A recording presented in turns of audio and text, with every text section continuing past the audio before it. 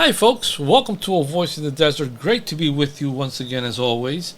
The title of today's message is The Perilous Times of Human Nature, an exposition of 2 Timothy chapter 3, verse 3.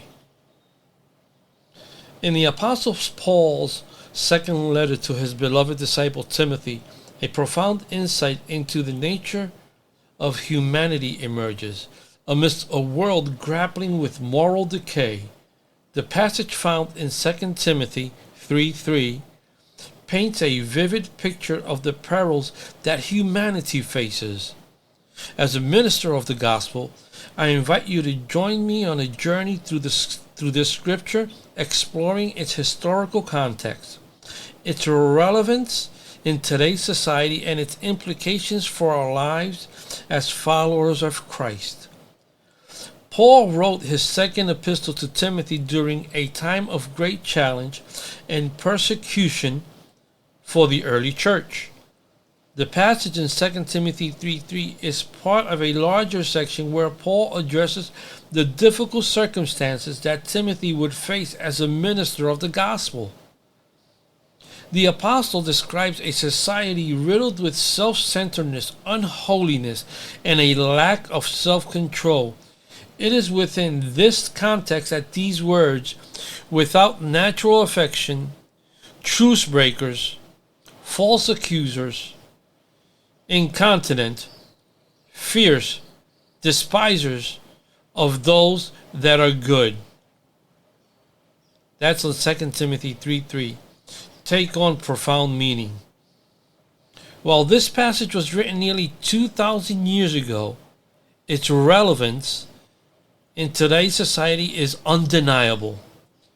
We live in a world characterized by increasing moral relativism, where self-indulgence often takes precedence over virtue.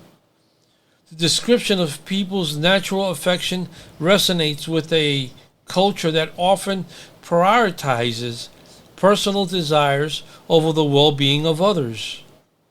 False accusations and a lack of self-control, as mentioned in the passage, are the prevalent in the age of misinformation and instant gratification. The themes presented in 2 Timothy 3:3 are not isolated. They find resonance throughout the entire Bible, such as in Matthew 24:12, where Jesus warned that because iniquity shall abound, the love of many shall wax cold.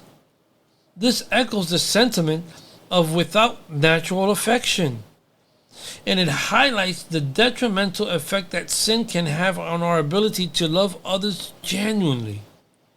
Additionally, the Apostle Peter speaks of false preachers, teachers, who bring swift destruction upon themselves in 2 Peter 1 and 3, aligning with the concept of truce breakers and false accusers. As believers, we are called to navigate these perilous times with unwavering faith and Christ-centered values. In the face of a culture that fosters division and disdain for all that is good, we are remembered of Paul's exhortation in Romans 12:21. Be not overcome of evil, but overcome evil with good. Our response to the challenges of our era must be rooted in the principles of love, forgiveness, and righteousness. The passage in 2 Timothy 3:3 serves as a reminder that our actions must reflect the transformative power of the gospel in a world that often rejects its message. In prompt conclusion, 2 Timothy 3:3 stands as a poignant reflection on the state of human nature. Its message transcends time and speaks directly to the challenges we face in today's society.